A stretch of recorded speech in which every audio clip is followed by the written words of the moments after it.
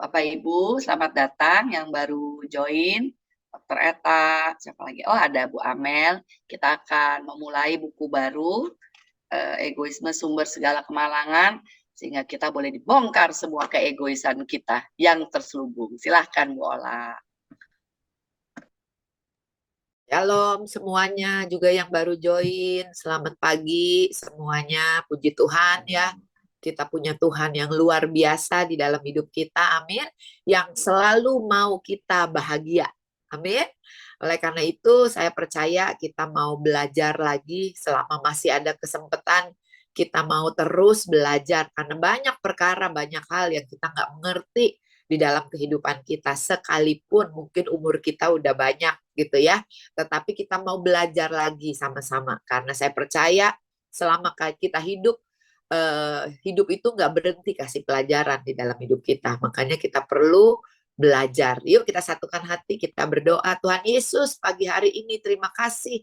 Kami mengucap syukur kalau kembali kami boleh datang ke hadirat-Mu Tuhan, bersama-sama Tuhan, di mana kami percaya waktu kami berkumpul, hadirat itu bukan cuma ada di dalam kami, tetapi hadirat Tuhan dimanifestasikan di dalam kehidupan setiap kami, sehingga setiap kami Tuhan boleh mengalami Tuhan dan boleh merasakan Tuhan bahwa Engkau sungguh Allah yang luar biasa buat setiap kami. Biarlah melalui pujian penyembahan, melalui fellowship kami, melalui kebenaran firman Tuhan yang disampaikan, kami boleh menerima kemerdekaan yang sesungguhnya yang dari Tuhan.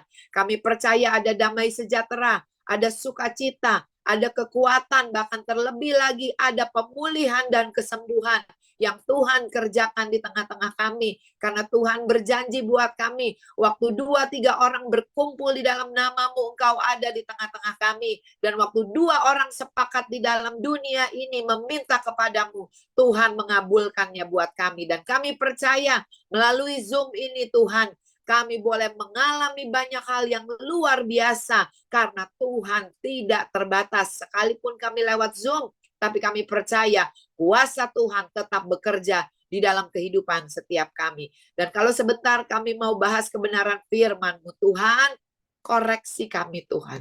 Koreksi kami Tuhan. Kami mau Tuhan dikoreksi oleh Tuhan. Karena kami tahu banyak perkara yang kami gak ngerti Tuhan.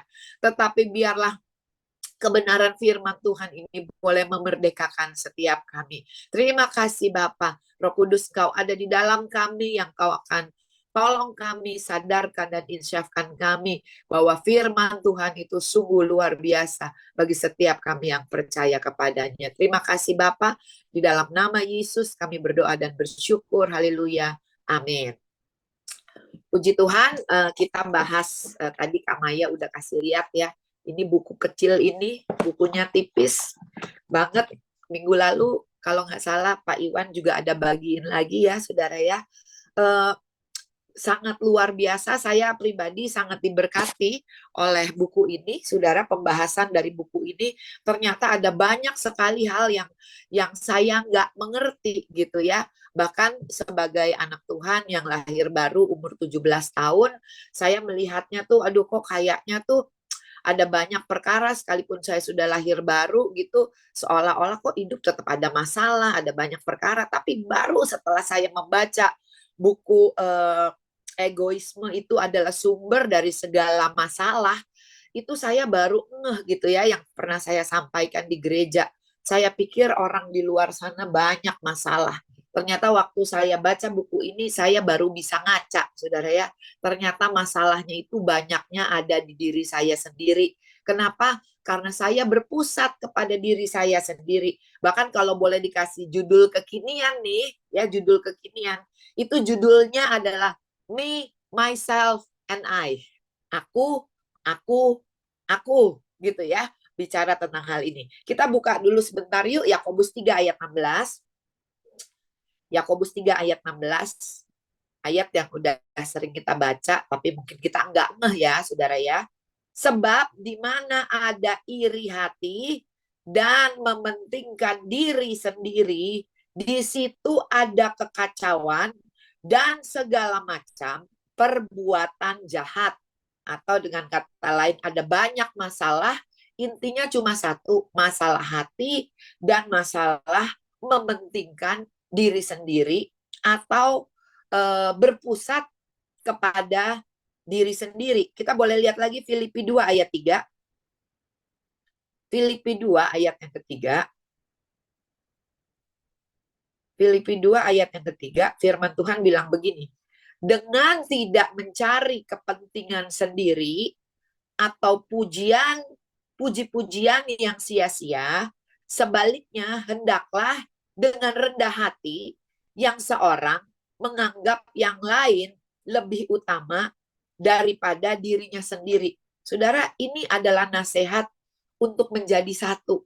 Tapi kalau kita masih punya kepentingan diri sendiri, masih mencari puji-pujian untuk diri sendiri, masih berfokus kepada diri sendiri, saudara boleh, maaf ya saudara ya, berdoa sampai bongkok, minta unity dari Tuhan. Tetapi kalau kita nggak mau merendahkan diri kita, saudara, belajar akan hal ini, saudara, mengaca akan hal ini, bahwa banyak masalah itu timbul oleh karena kita berpusatnya kepada diri kita sendiri. Oleh karena kita egosentris, mementingkan diri sendiri. Hal itu tidak akan pernah terjadi kalau fokus kita adalah kepada diri sendiri, bukan kepada kepentingan bersama, bukan kepada kemuliaan Tuhan. Bahkan kalau kita baca di dalam Matius 24 ayat 12, Matius 24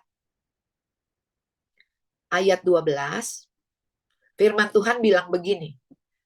Di akhir zaman ya saudara ya. Dan karena makin bertambahnya kedurhakaan, maka kasih kebanyakan orang akan menjadi dingin. Ya, orang tuh ya tadi yang saya katakan me, myself, and I. Contoh sangat simpel banget ya. Waktu kita foto rame-rame. Kirim dong fotonya, kirim. Betul ya? Fotonya dikirim. Begitu fotonya dikirim, saudara kita langsung begini nih. Set, gitu kan ya? Begini nih. Set, gitu kan? Di zoom. Yang kita lihat muka siapa? Yang kita lihat muka kita sendiri. Terus waktu kita lihat muka kita sendiri kurang bagus, kita bilang ini, ulang dong, ulang, nggak bagus. Yang satu bilang, enggak, gue bagus di sini, nggak mau, gue jelek, gitu ya. Saudara, hal sangat kecil, saudara.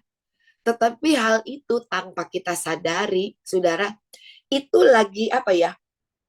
Egosentris, mementingkan diri sendiri itu lagi bermanifestasi. Ulang dong. Ya, gua kurang bagus. Ulang lagi. Tanpa kita sadari, kita sudah berpusat kepada diri sendiri. Nah, self-centered, betul Bu Maya ya. Nah, berpusat kepada diri sendiri, saudara, kata berpusat pada diri sendiri atau egosentris, saudara, itu adalah sumber dari banyak masalah. Sekali lagi ya, saudara ya, egosentris, berpusat mementingkan diri sendiri adalah sumber dari banyak masalah yang kita alami. Kita pikir orang lain yang banyak masalah. Tapi ternyata, saudara, diri kita sendiri, keegoisan kita sendiri yang membuat kita banyak masalah. Kemarin ini, Bapak Ibu boleh dengar di YouTube, ada Pastor Andrew Womack khotbahnya tentang berpusat kepada diri sendiri, saudara. Dia pakai perumpamaan ini, saudara ya. Ada seseorang, saudara, pindah gereja terus. Yang pernah saya kasih perumpamaan, saudara ya. Dia katakan gereja A bau terasi. Dia pindah lagi ke gereja B. Dia katakan, gereja B juga bau terasi. Dia pindah lagi ke gereja C. Gereja C juga bau terasi. Ternyata saudara, yang bawa terasi kemana-mana itu dia. Sehingga dia berkata, ini salah. Artinya saudara, dikatakan begini. Karena dia berpusat kepada dirinya sendiri. Sehingga dimanapun dia berada, selalu ada masalah. Selalu terjadi masalah. Di mana-mana dia katakan, gue bingung. Kemana gue pergi, kenapa ada masalah ya saudara ya. Dia pikir tempat yang dia pergi salah, banyak masalah. Ternyata dia sendiri yang membawa masalah di dalam kehidupannya. Kenapa? Karena dia berpusat kepada diri sendiri. Di dalam Amsal 13 ayat yang ke-10, Amsal 13 ayat yang 10, firman Tuhan bilang begini, keangkuhan hanya menimbulkan pertengkaran, tetapi mereka yang mendengarkan nasihat mempunyai hikmat. Ternyata yang menyebabkan pertengkaran, yang menyebabkan perselisihan, yang menyebabkan ribut, saudara, bukan siapa yang salah, siapa yang benar. Yang menyebabkan perselisihan, keributan, dan pertengkaran itu adalah kesombongan. Dan kesombongan itu bicara apa, saudara? Kesombongan itu bicara egosentris, berpusat kepada diri sendiri. Itu adalah kesombongan. Pusatnya tuh harus saya. Bahkan di dalam firman Tuhan, murid-murid Yesus itu bertanya kepada Yesus. Ada di dalam Markus 9 ayat 33 sampai 35. Mereka mempermasalahkan siapa yang paling besar, siapa yang duduk di sebelah kanan Bapa.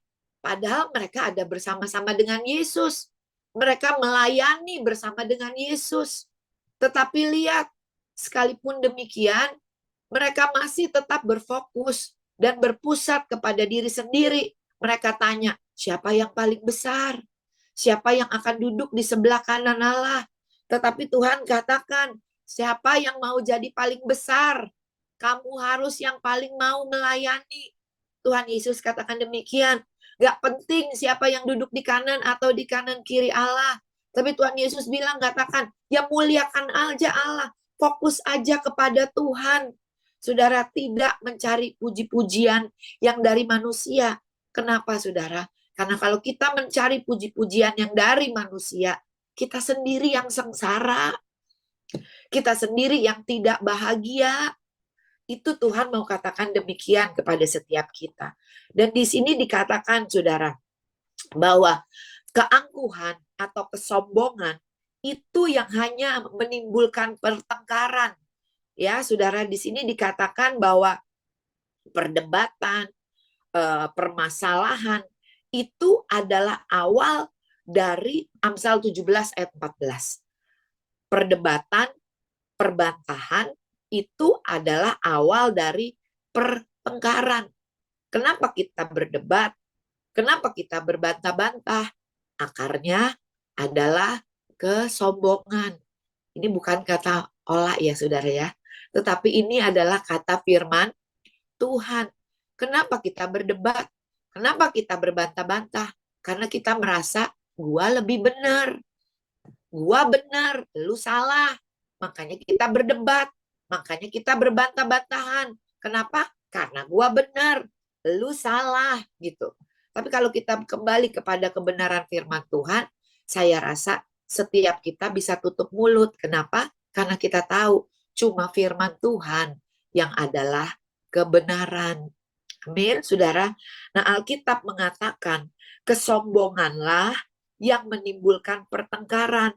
Kesombongan bukan salah satu penyebab dari pertengkaran, tetapi kesombongan adalah satu-satunya penyebab dari pertengkaran. Karena kita merasa gini, orang gua lebih benar kok. Atau kita merasa, ih, dia nggak nganggep gua. Ih, dia ngerendahin gua. Ya, itu yang menyebabkan kita, ego kita muncul. Ih, kurang ajar ya. Dia bilang gua begini. Dia pikir dia siapa? Dia pikir dia siapa nyuruh-nyuruh gua? Dia pikir dia siapa ngatain gua begini? Dia pikir dia siapa? Emang lu siapa? Sounds familiar dengan perkataan ini, saudara? Saudara, firman Tuhan katakan, kesombongan berpusat kepada diri sendiri egosentris, itulah penyebab pertengkaran, itulah penyebab kesengsaraan, itulah penyebab kesusahan di dalam hidup kita. Kita cuma fokus sama diri kita sendiri. Kok saya nggak diperhatiin ya? Kok saya nggak dianggap ya? Kok saya nggak masuk hitungan ya? Itu bicara apa? Kita berpusat kepada diri kita sendiri. Sehingga berpusat kepada diri sendiri adalah akar dari segala masalah. Bilang yuk sama-sama, akar dari segala masalah. Karena kita cuma fokusnya sama diri kita sendiri. Amin, saudara. Ini firman Tuhan loh yang berkata demikian. Yang saya pernah sharing di gereja, saudara. Ternyata saya pikir dulu kesombongan tuh orang yang merasa paling bisa, orang yang merasa paling mampu, orang yang merasa paling luar biasa. Itu adalah kesombongan. Ternyata kalau kita baca di dalam kebenaran firman Tuhan, orang yang merasa paling tidak diperhatikan, orang yang merasa paling tidak dianggap, orang yang merasa paling tidak bisa di hadapan Tuhan, itu pun kesombongan. Kenapa? Karena kesombongan itu bicara berpusat kepada diri sendiri. Itu adalah kesombongan. Gereja ini bisa jalan karena gue yang doain. Keluarga ini bisa jalan karena gue yang berkorban. Saudara merasa paling malang. Saudara merasa paling dimanfaatkan. Kenapa? Karena kita berpusat kepada diri sendiri. Sehingga kita nggak bisa menemukan kebahagiaan. Sehingga kita nggak bisa menemukan sukacita. Sehingga kita nggak bisa menemukan content heart. Kenapa, saudara? Karena kita terus-menerus berpusat kepada diri kita sendiri. Saudara, kesombongan bukan cuma menganggap diri Anda lebih baik daripada orang lain. Tetapi sekali lagi, kesombongan itu merasa bahwa saudaralah yang harus menjadi pusat perhatian dari segala sesuatunya. Musa menulis di dalam Alkitab bahwa Musa adalah di dalam kitab Bilangan, saudara ya. Musa adalah orang yang paling lemah lembut di dunia ini. Saudara, kira-kira yang nulis buku kitab itu siapa? Musa sendiri, saudara. Yang menulis bahwa dia adalah orang yang paling lembut. Satu lagi, Yohanes juga dia berkata, dia murid yang paling dikasihi, saudara. Ya, kita nggak sadar sekalipun kita dekat sama Tuhan, sangat dekat sama Tuhan, seringkali kita nggak sadar, saudara. Self-centeredness itu suka, saudara ya, masih ada di dalam kehidupan setiap kita. Sehingga setiap kita, saudara, merasa tidak bahagia, merasa paling malang di dalam kehidupan kita. Nah, itu saudara yang membuat saudara yang namanya seringkali terjadi pertengkaran, keributan, merasa diri paling malang gitu ya, paling tidak bahagia. Nah, gimana saudara cara mengatasinya? Oh, sebelum saya cara mengatasinya, contoh saudara ya, kematian. Banyak orang di buku ini ada dibahas kematian. Banyak kita berduka, bersedih tentang yang namanya kematian, saudara. Tidak ada yang salah dengan hal itu karena kita merasa kehilangan. Tetapi waktu kita bersedih berlama-lama, saudara, kalau kita mau merenungkan firman Tuhan, saudara ya, dari buku ini dibahas, coba sebenarnya kesedihan kita itu karena dia yang pulang ke rumah Bapak, atau kesedihan kita itu berpusatnya kepada diri kita sendiri karena kita ditinggalkan. Lu sih mati buru-buru, gue jadi sendirian deh. Ntar siapa yang nyari duit buat gue? Ntar siapa yang nemenin gue tidur? Ntar siapa yang ngurus anak-anak bareng gue? Saudara, seolah-olah kita sedih kehilangan akan dia.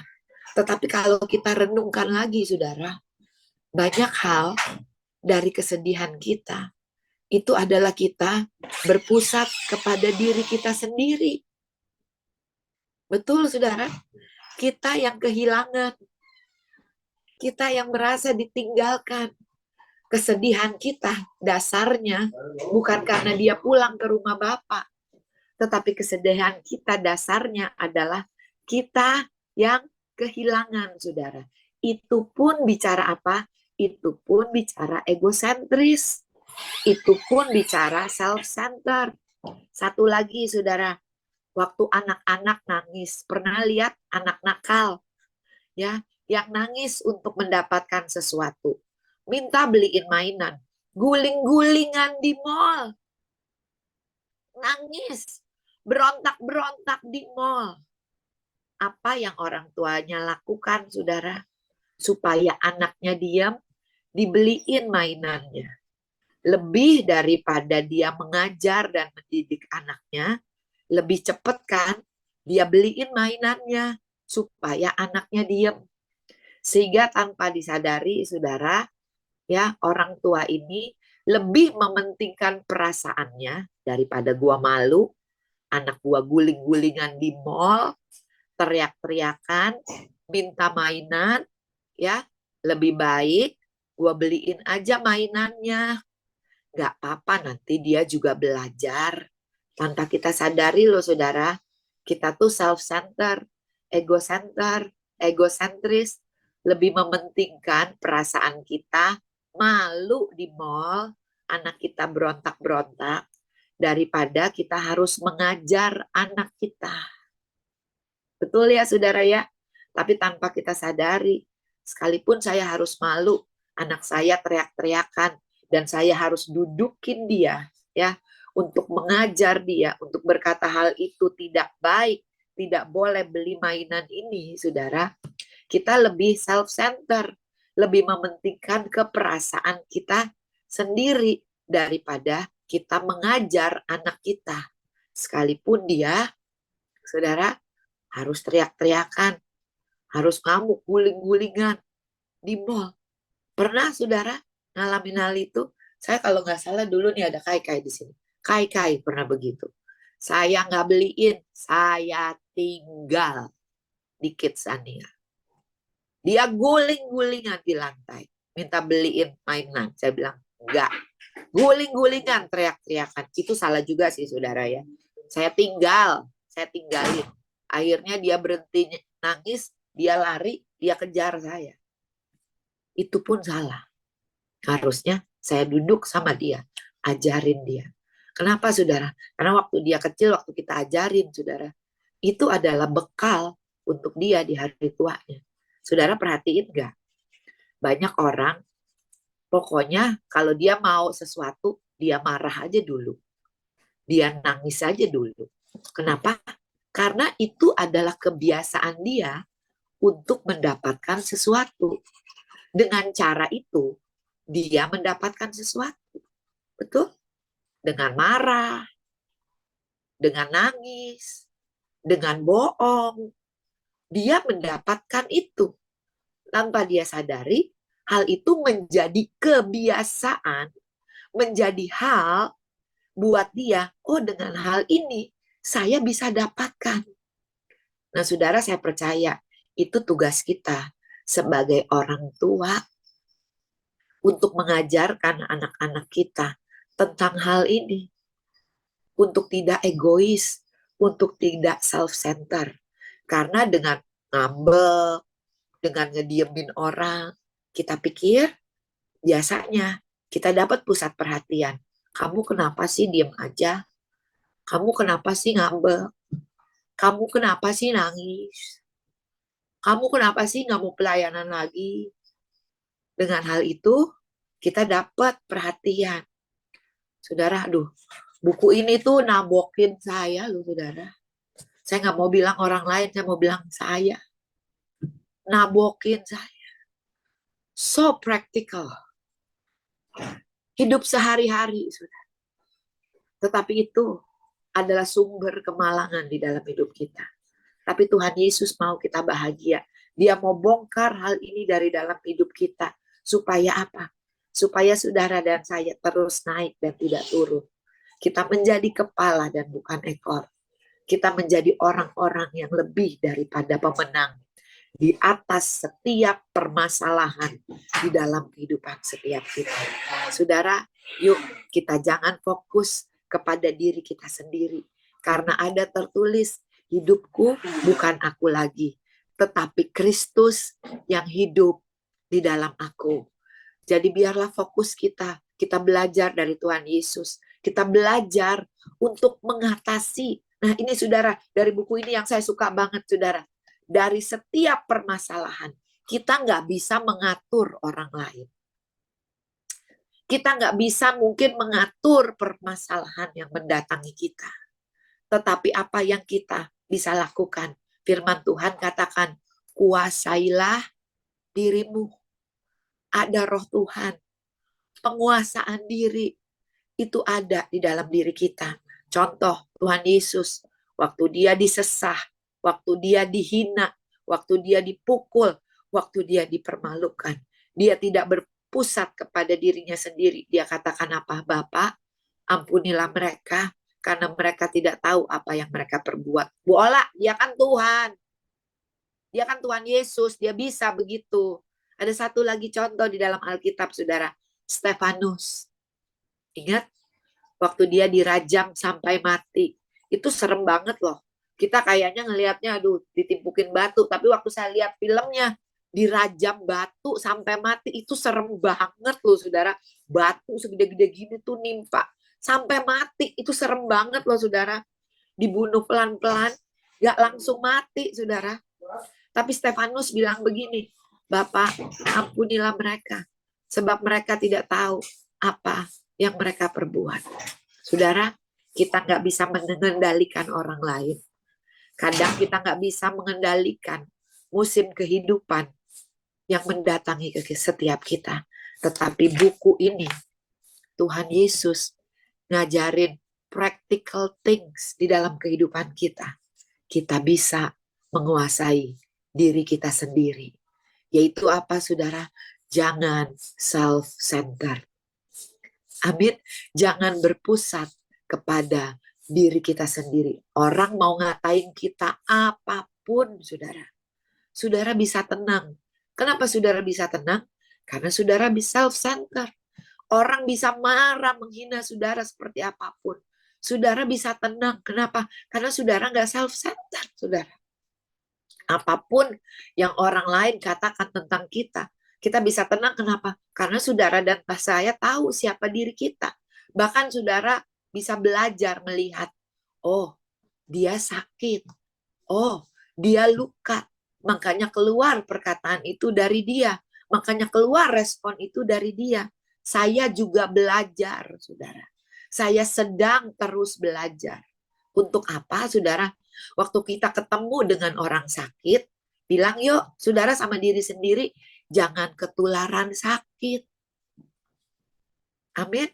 Sering kali kita ketemu sama orang yang negatif terus. Demen ngomongin orang. Belajar, saudara, untuk kita nggak ikutan sakit. Ikutan ngomongin orang. Ikutan marah-marah. Ikutin nyakitin orang. Orang lain boleh sakit. Kita jangan ketularan sakit. Kita mesti belajar akan hal itu. Saudara, melalui apa? Penguasaan diri. Makanya ada tertulis, saudara, pergaulan yang buruk merusak kebiasaan yang baik. Dengan siapa saudara bergaul tanpa kita sadari, itu mempengaruhi kehidupan kita. Tapi ya masa kita mau ngurung diri kita di kamar? Kita belajar, saudara, untuk apa? Tidak berpusat kepada diri kita sendiri. Karena waktu kita berpusat kepada diri kita sendiri, itulah akar segala permasalahan di dalam hidup kita. Saya percaya sebagian kita di tempat ini adalah orang-orang yang melayani Tuhan. Dimanapun kita melayani ya saudara ya. Baik di gereja, di organisasi. Kita mau belajar. Jangan berpusat kepada diri sendiri.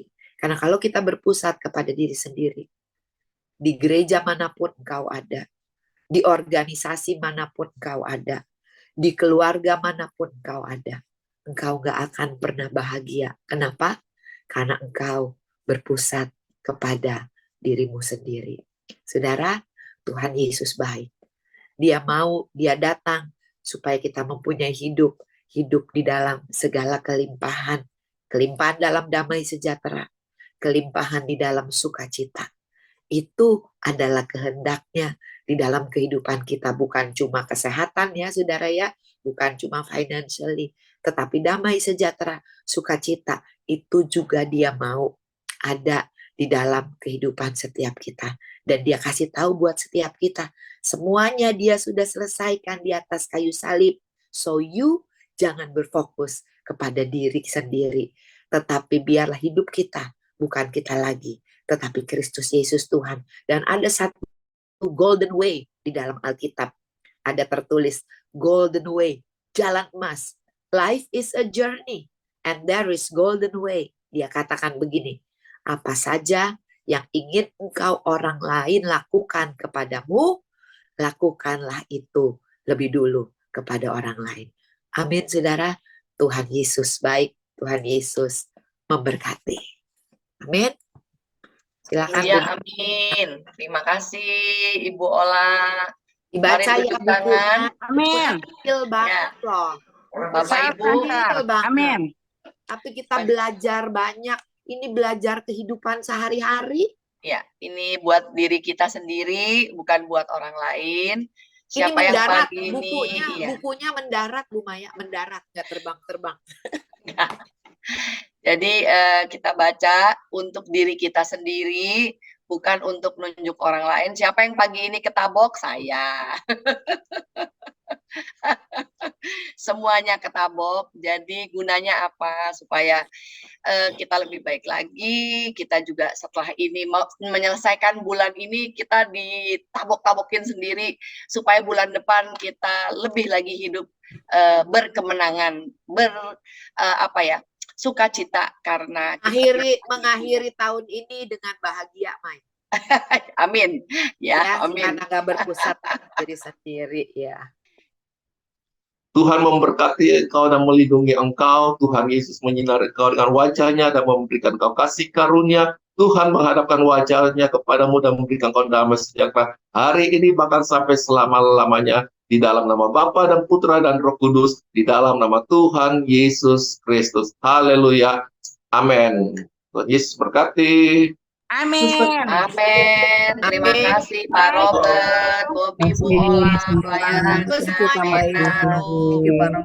Tante Loce, Om Darmawan, semua sampai Rabu depan. Tante Martin, Lina, Joni, Tante Sisil, Selly, Reni, Cang, Mama Rus. Bye-bye. Semuanya. Have a blessed week ya. Bye John. Thank you semua. Elna, Bro Theo, Pak Ican, siapa lagi? Dewi. Bye Wi. Dewi sehat, Dewi. Bye Ruth. Dewi sehat. Thank you. Emang Dewi lagi body not delicious. Iya. Iya udah sehat Dewi, lagi pemulihan. Amin. Oke. Bye. Miss you Dewi. Bye semua. Bye semuanya. Bye Le, Lina, dadah. Semuanya. Katar, Bang Rita, bye.